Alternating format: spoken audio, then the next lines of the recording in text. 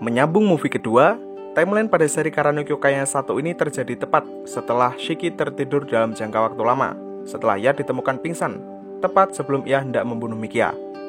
Seri Karano Kyokai keempat rilis pada bulan Mei 2008, dan masih digarap oleh studio andalannya, yakni Ufotable. Seri ini memiliki durasi yang cukup singkat, yakni sekitar 46 menitan, dan mungkin video kali ini akan jadi lebih singkat ketimbang biasanya. Buat kalian yang belum menonton seri pertama, kedua, dan ketiga, silakan untuk menontonnya terlebih dahulu. Rangkumannya telah saya siapkan di beberapa video sebelumnya. Dan tunggu apa lagi? Ini dia Karano Kyokai 4, Garanodo.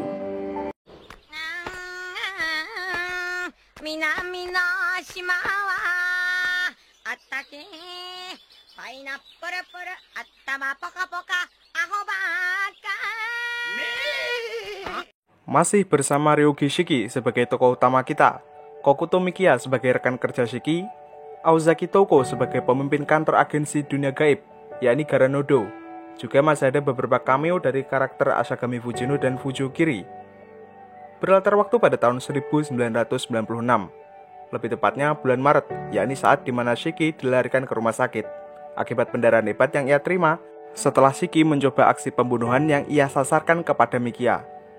Di rumah sakit, Shiki memasuki instalasi gawat darurat alias IGD, lalu ditangani oleh seorang dokter dan beberapa asistennya untuk menjalani proses cross-match akibat tekanan darah rendah yang Shiki alami. Pada waktu itu, hujan mengguyur wilayah sekitar. Kita juga bisa melihat Mikia yang nampak sangat terpuruk karena sadar jika orang yang ia sukai sedang berada dalam kondisi kritis. Di sana juga, kita bisa melihat sosok Shiki yang terbaring lemas tak berdaya. Shiki menjalani rawat inap hingga beberapa waktu.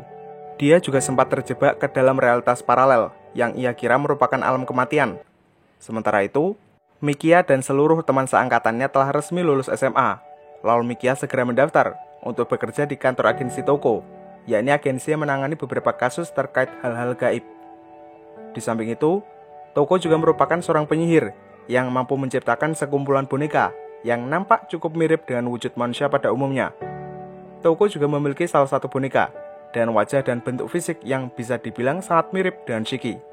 Di saat yang sama pula, Shiki kembali terbawa ke realitas paralel dan bertemu dengan kepribadian keduanya. Di sana, Shiki yang berusaha menyatukan diri malah terpisah dan kepribadian keduanya dan terbangun di atas ranjang. Di ruang tempatnya dirawat, Shiki seperti melihat spektrum merah kehitaman yang menghiasi tiap jengkal objek di sekelilingnya. Dan ternyata, ini merupakan awal mula Shiki memiliki kemampuan mata mistik persepsi kematian.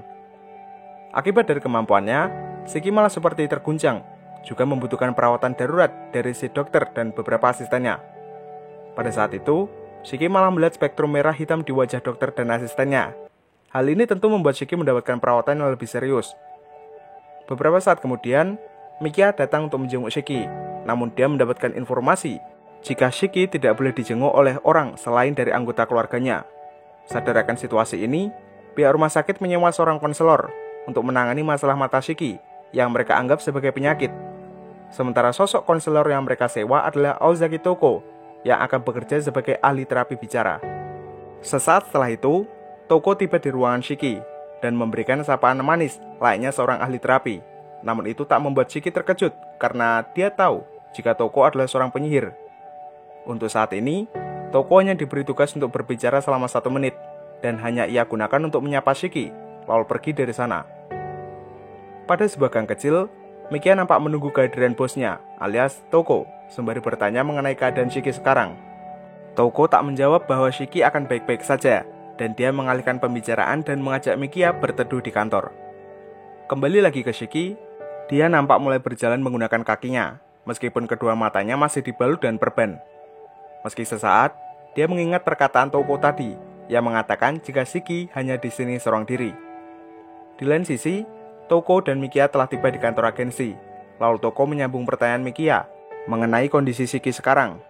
Toko berkata jika Shiki berpotensi untuk sembuh, meskipun dia masih memendam keraguan dalam mengutarakannya. Malam harinya, Shiki sempat terbangun dari tidurnya.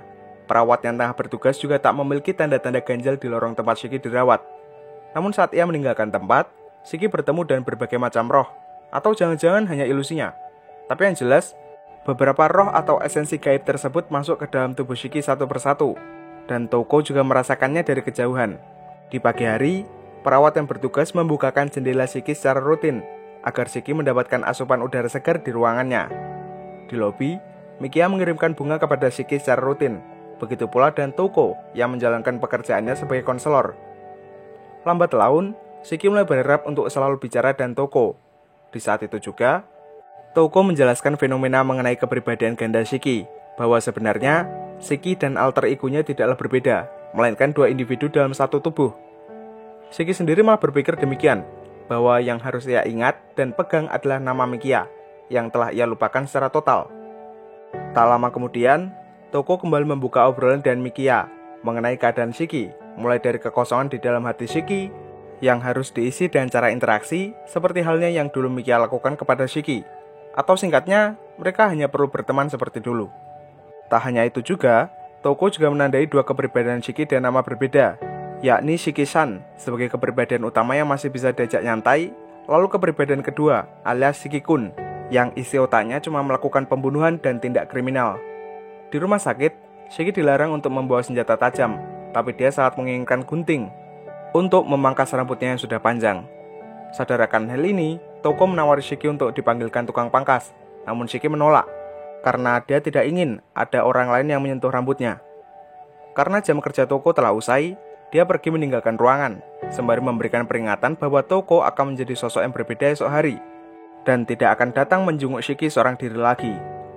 Keesokan harinya, suasana di rumah sakit nampak berjalan normal seperti biasa, hingga matahari telah terbenam, dan Shiki malah teringat oleh perkataan dokter yang memperbolehkan Shiki untuk pulang esok hari, tentu dengan kondisi berbahan mata yang telah dibuka.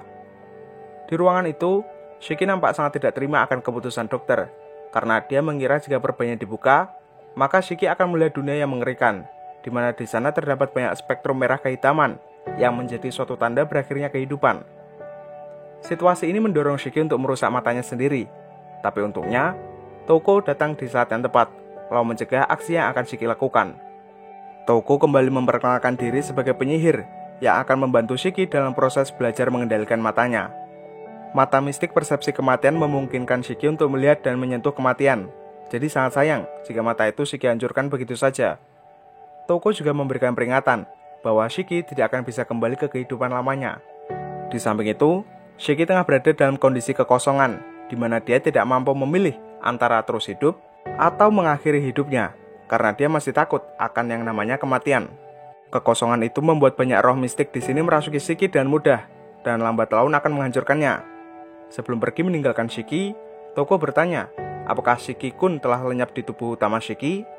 Pertanyaan itu malah membekas di benak Shiki, dan ketika malam semakin larut, salah satu jenazah yang hendak dikremasi masuk ke ruangan Shiki dan menghancurkan rune penghalang, lalu berniat untuk mengambil alih tubuh Shiki. Touko sadar jika ada yang tidak beres di rumah sakit ini. Di lain sisi, Mikia datang ke ruangan boneka Touko, lalu mendekati boneka replika Shiki sembari menyanyikan lagu yang sempat ia nyanyikan dulu saat berteduh di sekolah bersama Shiki. Tanpa disadari pula, nyanyian tersebut memberikan Shiki kekuatan dan kesadaran, dan memberikan perlawanan balik kepada si mayat. Pada saat itu, Shiki masih memiliki keraguan untuk mengambil tindakan, hingga pada akhirnya, dia memutuskan untuk terjun ke bawah bersama si mayat, dan menjadikannya sebagai batu pijakan, sehingga Shiki bisa mendarat dan selamat. Tak berhenti sampai di situ, si mayat kembali memberontak untuk merebut tubuh Shiki. Lalu datanglah Touko, sembari melancarkan si rune yang membakar tubuh serta jantung si mayat. Namun itu tak memberikan dampak apapun, karena mayat tidak peduli jika ada organ tubuh yang telah hancur. Untuk sekarang, Touko tak bisa berbuat apa-apa, dan Shiki akan mulai bergerak menggunakan mata mistik. Dalam pertarungan itu, Touko memberikan Shiki sebilah pisau, yang kemudian Shiki gunakan untuk memangkas rambutnya, lalu menghajar si mayat hingga arwah yang merasukinya terlempar keluar. Tiba-tiba, kumpulan arwah yang terkumpul malah merasuki tubuh Shiki satu persatu, dan Touko segera bertindak untuk mencegahnya, tapi sepertinya tidak akan sempat. Meski begitu, Shiki masih memiliki kesadaran yang kuat, dan memaksa semua roh yang merasukinya keluar, dengan cara menusuk dirinya sendiri. Usaha tersebut tak menewaskan Shiki, karena dia hanya menusuk inti arwahnya. Hal ini membuat Shiki bertanya-tanya, apakah Touko benar-benar mau untuk mengajarinya menggunakan mata ini? Touko menjawab bahwa dia bersungguh-sungguh, asalkan Shiki mau bekerja bersamanya. Namun, Shiki masih meminta kesepakatan, agar dia masih diperbolehkan untuk membunuh, dan Touko menyetujuinya. namun dengan syarat jika orang yang dibunuh Shiki harus mencukupi kriteria tertentu, dan Shiki pun jatuh pingsan. Dalam kesadarannya, Shiki masih berusaha keras untuk mengingat nama Mikia. Hingga pagi hari itu, Mikia diperbolehkan untuk mengunjungi Shiki, lalu mempertanyakan namanya kepada Shiki. Shiki mampu menjawab pertanyaan Mikia, karena Mikia merupakan satu-satunya orang yang melindungi dan menunggu kembalinya Shiki dalam kurun waktu yang sangat lama. Di saat itu juga, Shiki mulai menyadari bahwa Mikia adalah sosok yang mampu mengisi kekosongan di dalam hatinya, dan kita beralih ke outro bersama dan iringan lagu dari Kalavina yang berjudul Arya. Di scene akhir, kita diperlihatkan oleh sosok Fujokiri yang didatangi oleh rekan ayahnya. Kemungkinan besar, dia adalah Araya Souren, karakter baru yang saya sendiri kurang mengenalnya. Tapi yang jelas, Souren nampak berat untuk mengabulkan keinginan Kiri yang katanya ingin bergerak bebas dengan tubuh normal. Adapun adegan yang memperlihatkan Asagami Fujino yang masih bertekad untuk kembali merasakan sakit. Pada saat itu, dia juga bertemu dengan Araya Souren yang berniat untuk mengabulkan permintaan Fujino dengan mengaktifkan rasa sakitnya. Pada sebuah gang kecil, kita bisa melihat seorang laki-laki yang terluka parah dan bertatapan langsung dengan Araya Souren, dan film pun berakhir. Tamat. Berlanjut ke Karate no Kyokai 5. Secara keseluruhan, seri Karate no Kyokai 4 mampu membuat kita semakin tahu tentang konsep mata mistik persepsi kematian yang Shiki miliki, di mana mata tersebut mampu membuat Shiki melihat dan menyentuh esensi kematian atau kehidupan yang sudah rapuh. Di akhir ending movie ini, kita diperlihatkan sedikit cuplikan dari Karate no Kyokai 5 yang akan mengangkat tema paradoks. Wah, seru banget nih kayaknya. Seperti biasa, jika ada kesalahan dalam pembahasan, langsung sikat di kolom komentar. Kiko, Oteswari, to mata aimashou.